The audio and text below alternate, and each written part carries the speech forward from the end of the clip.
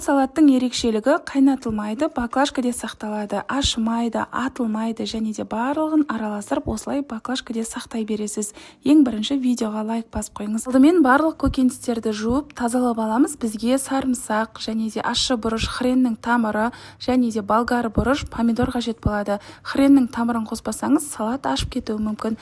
Барлығын ет тартқыштан өткізіп, осылай бір ыдысқа жинайтын боламыз. Тұз, қант, қара бұрыш, лавр жапырағын саламыз да, және аспирин қажет болады. Мен осындай 5 штук аспирин қосамын. Сол кезде томат ашмайтын болады. Қақпағын жауып, жарты күнге қалдырамыз. Осы уақыт аралығында байджи кениялық цейлондық шайды ұсынамын. Мен үнемі осы шайды қолданамын.